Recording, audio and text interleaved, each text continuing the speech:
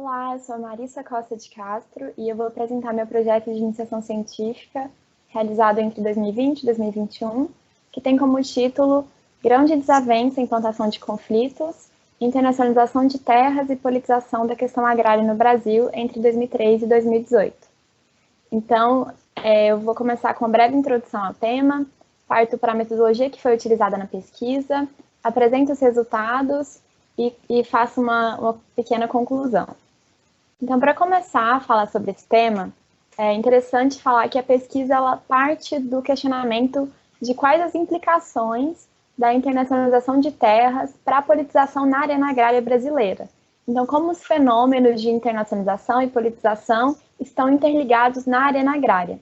E para desenvolver essa questão, é apontada a dimensão internacional do agrário, então a pesquisa estuda a estrangeirização e a apropriação da terra para o modelo do agronegócio e busca-se também evidenciar reflexos da politização doméstica, então os atores hegemônicos e não hegemônicos nessas disputas, nesses conflitos em torno da apropriação de terra e também os mecanismos utilizados por eles para essa manutenção e para a ampliação do seu poder. Seguindo para a metodologia, a pesquisa é um estudo de caso sobre o Brasil e está inserido na área de análise de política externa, o que significa que considera-se política externa como política pública e até mesmo um período delimitado na pesquisa de 2013 e 2018 foi feito porque abarca os governos petistas e o governo Temer. E essa divisão por governos é importante porque as medidas tomadas na questão agrária mudam conforme o grupo político no poder. O objeto bipartite, então, é o Estado e os movimentos sociais.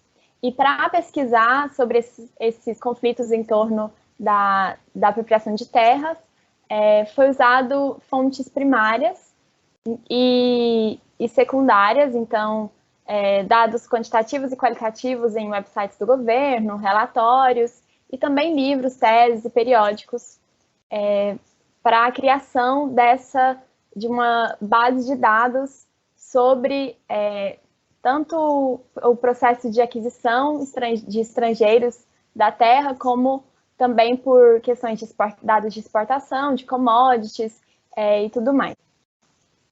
Partindo agora para a apresentação dos resultados da pesquisa, tem-se primeiro estudando a aquisição de terras por estrangeiros e as alterações nas esferas legais, em dois grandes momentos na pesquisa. Então, o primeiro momento, entre 1964 e 1970, com o relatório Veloso, e após essa perspectiva histórica, foi estudada essa aquisição de terras no período que compreende a periodização desse trabalho, então entre 2003 e 2018, com alguns marcos de legislação específicos.